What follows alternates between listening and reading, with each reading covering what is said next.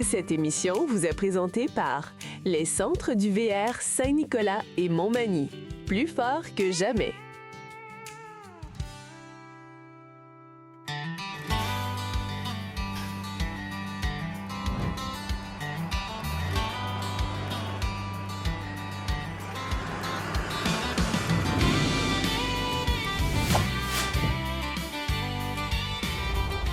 Saviez-vous, mesdames, messieurs, que 24 des accidents mortels dans les 5 dernières années ont été causés par la fatigue au volant? Je veux en savoir plus sur cette statistique. Et je rencontre le lieutenant Jonathan Beauvais, qui est contrôleur routier. Bonjour, Jonathan. Bonjour, Jean-Marc. Jonathan, c'est incroyable d'entendre ça. J'aurais jamais pensé ça. 24 des accidents mortels. Oui, c'est un gros chiffre, c'est impressionnant, mais c'est aussi pour rappeler que la fatigue au volant, en fait, c'est une problématique qu'on constate encore aujourd'hui, malgré que ça fait plusieurs années qu'on en parle, qu'on fait de la sensibilisation. Mais ça demeure qu'il faut continuer à sensibiliser les gens et à donner l'information en lien avec cette problématique. Mais à ce moment-là, est-ce que tu as des trucs pour nous autres? Comment prévenir la fatigue au volant? Mais en fait, c'est le fun que tu utilises le terme prévenir parce que ce qu'il faut faire, il faut prévoir notre route. Hein? Si on prévoit notre itinéraire, on prévoit notre départ d'avance, on est capable de se dire, je vais partir à un moment où je vais être reposé. Souvent, on part en vacances, hein, en camping, on veut se dépêcher à partir. On est pressé tout le temps. On est pressé, on finit de travailler, vite, on part. C'est peut-être pas le meilleur moment pour partir parce qu'on peut être fatigué de notre semaine de travail, de notre journée de travail. Des fois, il vaut peut-être mieux prendre un petit peu de repos et partir le lendemain matin pour être bien reposé. Mais c'est aussi prévoir peut-être un deuxième conducteur, d'avoir quelqu'un qui peut conduire, donc se relayer, hein, faire chacun un petit bout de chemin. Ça peut aider aussi à limiter la fatigue. Bien sûr, prévoir des arrêts en cours de route où on peut s'arrêter, prendre une petite pause, ça nous permet de nous reposer également. Mais quand on parle, à un moment donné, on cogne quasiment des clous au volant, là.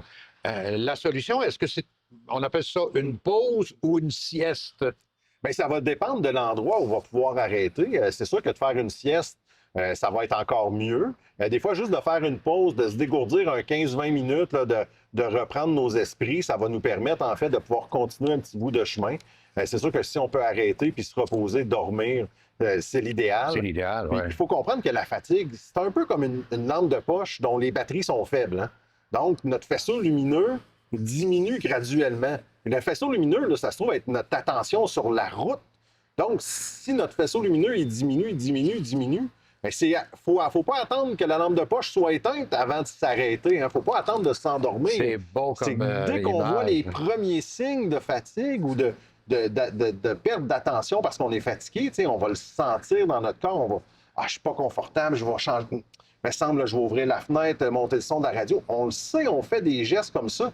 C'est à ces moments-là qu'il faut arrêter. Il faut prévenir, en fait, l'endormissement au volant. Donc, on va arrêter, se reposer avant qu'il arrive une malheureuse collision, par exemple. Et je reviens juste, avant de terminer, au tout début dans la planification au niveau du voyage qu'on a à faire pour une fin de semaine ou pour une semaine, là.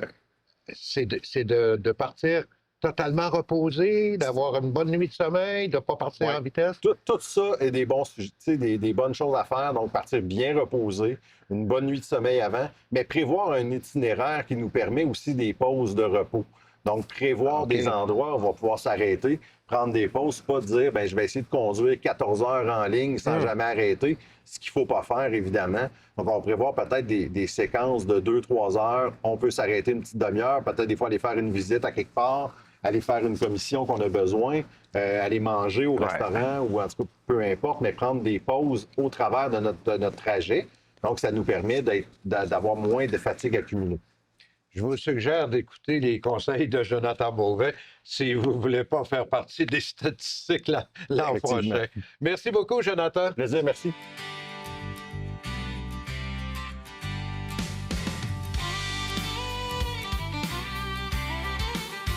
L'inventaire chez Larry Callahan, c'est assez extraordinaire. Des roulottes à peu près pour tous les goûts, tous les genres de roulottes que vous voulez, jusqu'à la fifouille. Il y a même, je pense, avez-vous, Mathieu, encore des caravanes portées aussi? Oui, caravane portée, roulotte, fifth wheel, un peu de tout. Mathieu Hayes est directeur du service ici et il va nous présenter aujourd'hui la Bullet Classique. Oui, tout à fait. Quelle belle petite roulotte. Très belle, effectivement. C'est une roulotte, je vous dirais, c'est pas un entrée de gamme, c'est pas un milieu de gamme, on est dans un entre-deux. Donc, une très, très belle qualité, une très belle construction, mais pour un prix qui est super raisonnable aussi. Ouais. C'est ce qui est le plus plaisant, on ne se le cachera pas.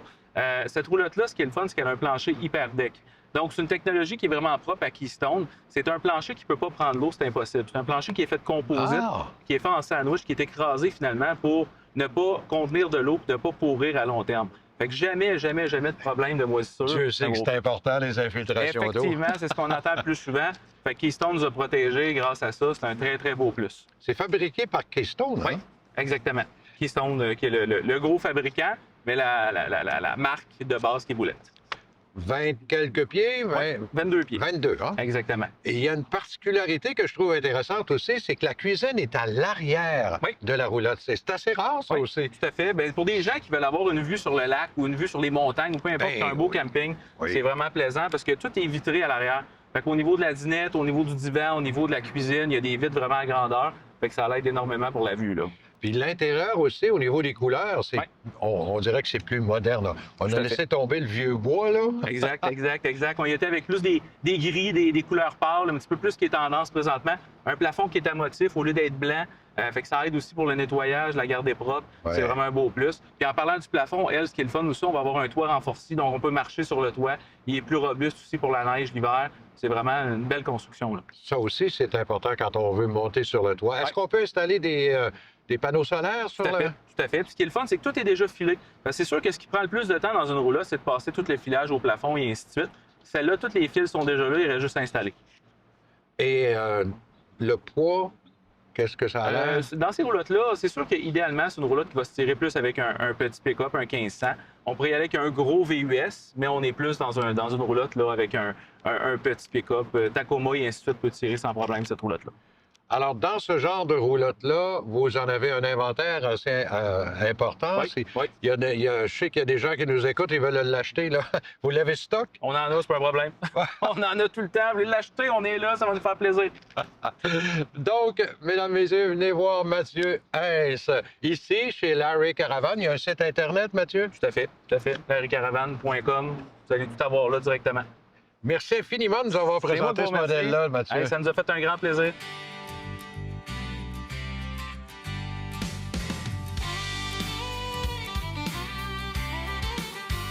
Je me suis arrêté à nouveau chez Boudreau VR, rencontrer mon ami Marco. Salut. Bonjour, Jean-Marc. Ça va, Marco? Oui, toi? Oui, Marco nous donne toujours de bons trucs puis de nouveaux produits. On va parler ici d'un... C'est quoi? C'est un système de filtration lorsqu'on est en camping? Voilà, mais je te dirais, tu sais, encore une fois, dépendamment du terrain de camping sur lequel vous allez visiter, là, sans être méchant pour qui que ce soit, ça, toujours le système d'eau, en fait, même qu'on convient que ce n'est pas de l'eau potable, peu importe. Avant, tu sais, les filtres, beaucoup de véhicules sont équipés d'un système de filtration d'eau intégré, mettons, Oui. je te dirais plus au niveau des classeurs et compagnie. Oui. Là. Avant, tu pouvais avoir des cartouches comme celle-ci, extérieures, jetables, mais ils arrivaient en ensemble avec tout le kit de boyaux qui coûtait beaucoup plus cher Ah, annuellement. ouais. Ça, c'était les fils bleus là, qu'on Voilà, avait à l'époque, l'ancienne. là, je me souviens. Fait que là, ouais. dans le fond, ça, en fait, c'est tout simplement une cartouche que vous allez mettre à l'extérieur entre l'entrée d'eau commune là, que tout le monde a sur son véhicule. Ça, en c'est fait. l'entrée d'eau du véhicule. Voilà. Fait qu'en fait, ce que tu ferais, c'est que tu branchais ton filtre à on l'eau vient le là. visser là. Puis là, tu brancherais, mettons, ton boyau à l'eau directement ici, à partir du poteau du camping. OK. On s'entend que là, présentement, comme ça, c'est quelque chose qui est lourd et compagnie qui pourrait Ouais, c'est éventuellement ça que j'allais forcer. dire. Fait que là, Ça tu va peux forcer. aussi mettre éventuellement un petit boyau avec un ressort comme celui-ci. Là, il oui. va lui donner de l'angle, là. OK? OK. Fait que là, ça va devenir moins dur sur ton entrée d'eau. Puis, ben, en fait, tu sais, c'est un filtre qui vaut 40 puis après, à la fin de ta saison, tu peux le disposer où ce que tu veux, au débarrasse, recyclage, surtout ouais. là, si vous faites partie de la ville de Québec, pas personne ne sait, et compagnie. Mais ceci étant dit, c'est beaucoup moins dispendieux que de te mettre un système Ben de filtration oui, ben en permanence dans ton véhicule. Anyway. Un autre gadget, si tu me permets l'expression, Marco, d'ailleurs, c'est mon inspecteur gadget. Marco, c'est un petit barbecue. C'est un grill à usage unique, en fait. Là, tu sais, maintenant, l'espace est rendu des fois certain. pour s'agir d'un véhicule, c'est compliqué. Emmener la bonbonne de propane, mais surtout si c'est un motorisé, aller le brancher en dessous. Fait que c'est un barbecue à usage unique, tout simplement, quand tu arrives, que tu vas tout simplement le monter. Il y a comme une grosse plaque de charbon qui est déjà intégrée dedans.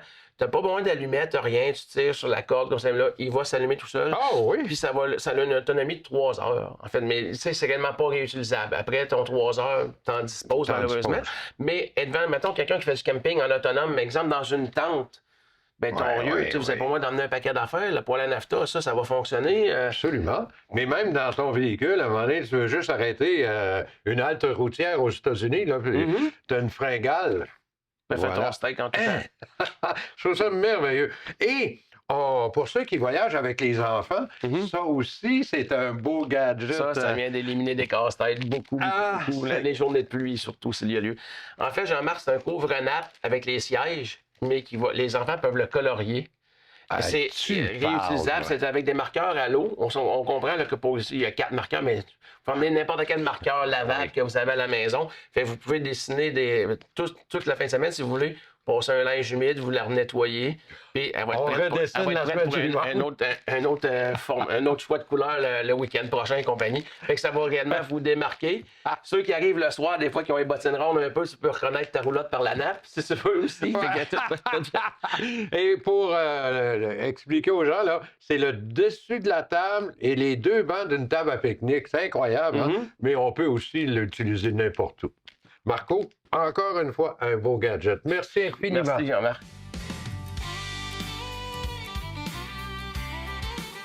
C'est VR Thetford, évidemment, à Thetford Mines, à peine 50 minutes des ponts de Québec. Il y a vraiment un inventaire extraordinaire de roulottes, de motorisés classés. Et il y a des roulottes de parc. C'est ce qu'on va parler avec William Gosselin. Salut, William. Bonjour, M. Pajot. William est directeur adjoint aux ventes ici. Et il voulait nous montrer cette roulotte de parc-là. C'est vraiment magnifique. Hein? Oui, vraiment très, très belle. C'est une nouvelle ligne en 2026 de Jayco. C'est la ligne DS. Fait que là, on se trouve dans la 401 Loft DS 2026. C'est une ligne qui va avoir la particularité d'être à 96 pouces au lieu d'être à 102 pouces. Okay, donc un peu plus étroite. Légèrement plus étroite, mais ça va nous permettre d'avoir un prix d'achat vraiment plus avantageux. Là. C'est ça, c'est la roulotte abordable. Oui, exactement. Mais par contre, avec les extensions, tu as quoi, 3 ou 4 extensions? 3 extensions. Fait qu'on a 2 extensions face à face dans l'air habitable ici, puis on en a une autre dans la chambre à l'arrière. Et quand tu disais loft tantôt, ça m'a surpris en rentrant, c'est que tu as comme un 2e étage, là? Oui, on a un 2e étage. On peut coucher 4 personnes facilement, aisément, 4 adultes aisément au 2e étage. Au 2e étage? Oui. Ce qui veut dire qu'on couche avec tout ce qu'il y a ici, à peu près 8 personnes? 8? Oui, je dirais 8 à 10, là, aisément. 8 à 10 personnes. Oui. Et il y a une particularité aussi, c'est à la mode, c'est ainsi, il y a un petit bureau télétravail. Oui, à l'arrière, il y a un beau petit bureau, là, si les gens, parce que maintenant, c'est quelque chose de très commun, les gens qui veulent travailler. Fait que si vous voulez travailler à partir du camping, ben, c'est une belle option. Mais aussi, elle peut faire très bien familiale là, avec tout le nombre de gens qu'on peut coucher dedans. Là. Absolument. Ouais. Et cette roulotte de parc-là, c'est un modèle, une 40aine de pieds, là. Ouais. Mais vous en avez aussi plusieurs modèles dans Jayco, hein? Oui, dans les roulottes de parc, la ligne DS, je pense qu'elle a 3 modèles présentement. OK. Puis ça, puis on va en avoir encore les 3 modèles standards qu'on avait antérieurement. Mais celle-là, c'est ce qui est le fun, c'est qu'on va venir vraiment être plus abordable, mais on va garder toute la qualité de Jayco. Fait qu'on garde la structure, disons le Magnum Strass, la charpente de toit. Oui. Fait que quand même là, ça c'est une charpente de toit similaire à ce qu'on trouve dans le résidentiel. Fait que c'est très, très robuste, tout en bois, avec du contreplaqué sur le dessus, puis une membrane garantie à vie limitée. Fait que, c'est quelque chose qu'on ne sera pas stressé de laisser au camping ou sur notre terre là, durant l'hiver avec la bordée de neige. Là, oui. C'est quelque chose de super robuste. Un petit conseil, on va déneiger de temps en temps, par exemple. Hein? Oui, c'est sûr que ça aide. Et avec cette roulotte de parc-là, vous pouvez, si on vous tord le bras, William, venir la livrer? Oui, on fait de la livraison, oui, absolument. C'est quelque chose qui serait possible. On fait de la livraison un petit peu partout au Québec, oui. Oh, oui, puis si vous tordez encore plus fort, il va peut-être vous aider à faire l'installation. Oui, absolument, c'est quelque chose qu'on peut vous allez faire ça? Oui, ça fait partie de ce qu'on peut faire chez VR Thetford. On fait à peu près tout, je vous dirais. Là. Même étant donné qu'on a plusieurs types de véhicules, ben, ça nous permet même une roulotte de parc, on peut reprendre ça en échange d'une moto ou d'un cadre de golf. C'est vrai, ou des vous prenez trucs des comme ça. échanges, oui, Fait que oui, c'est oui. vraiment, ça fait partie des forces de notre entreprise. Financement facile, j'imagine. Ouais. Chez VR Thetford, il n'y a pas de problème. Oui, absolument. On fait le financement directement ici. On a accès à peu près à n'importe quelle institution. On va prendre vraiment celle-là qui est la plus avantageuse là, pour le client. Tout à fait. Et l'autre avantage, c'est que vous en avez en stock. On n'est pas obligé de commander, là. Oui, absolument. On est présentement, j'en ai 2 ou 3 en stock. Puis les délais de livraison maintenant, là, c'est vraiment plus raisonnable. Plus Fait que raisonnable. quelque chose comme ça, là, dans la DS, là, c'est possible d'avoir ça dans un délai d'environ 2 mois. Là. OK. On va regarder ça sur ton site Internet, c'est sûr. Oui, absolument. Merci beaucoup, William. Merci, M. Major. Bye-bye.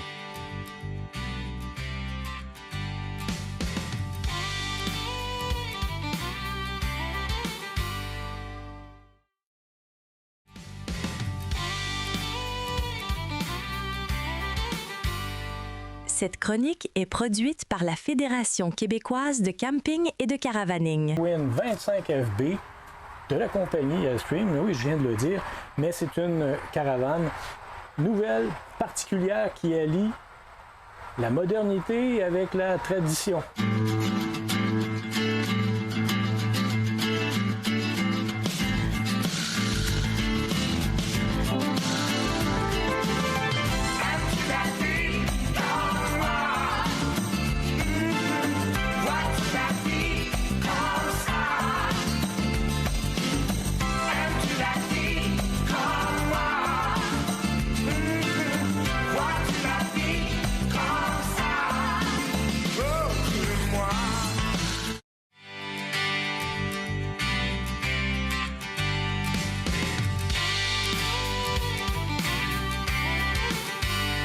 Au moment où on enregistre cette capsule vidéo, c'est vraiment l'effervescence au Québec avec les Canadiens de Montréal.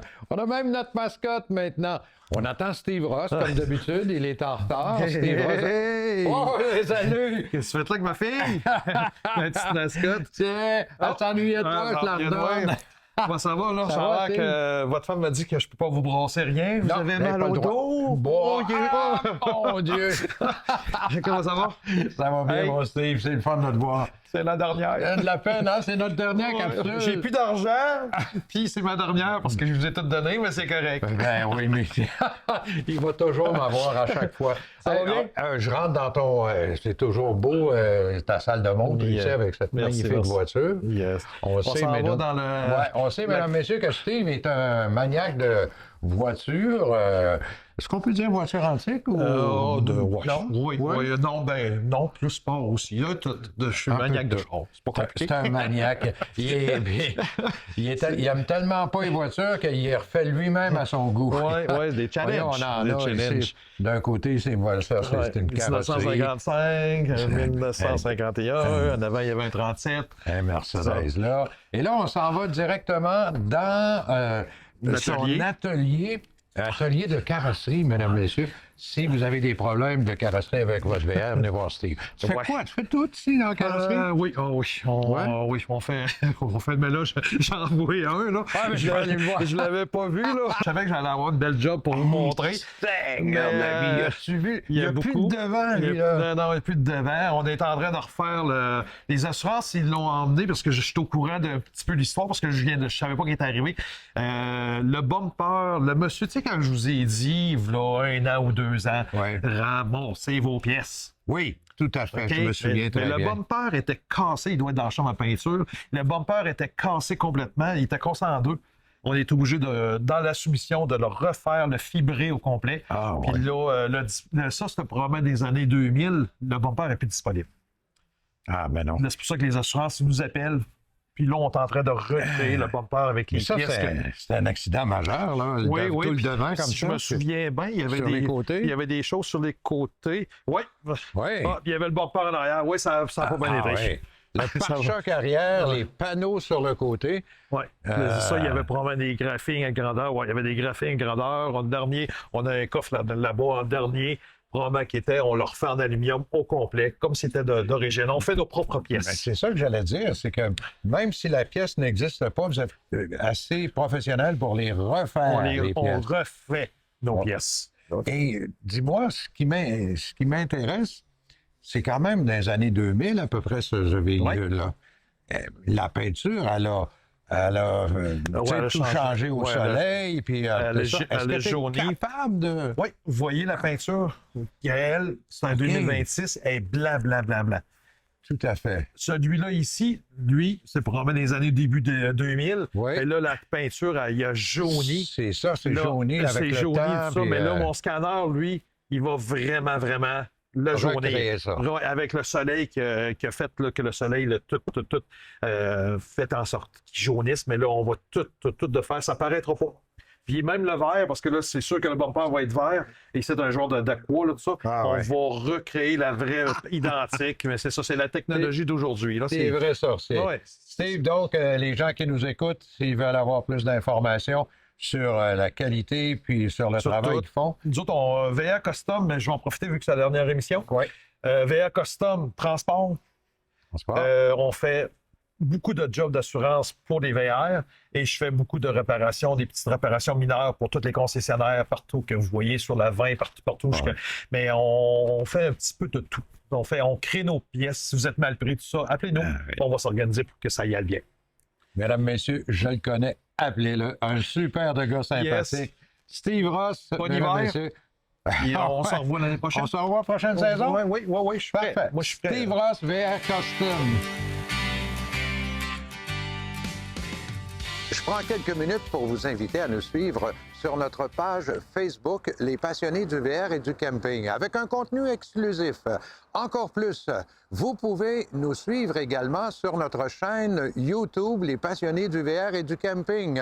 Vous avez là les émissions complètes, vous avez des extraits de chacune des entrevues qui vous intéressent. Alors donc, c'est à suivre avec Les Passionnés du VR et du Camping. Bonne saison! Cette émission vous a été présentée par les Centres du VR Saint-Nicolas et Montmagny. Plus fort que jamais.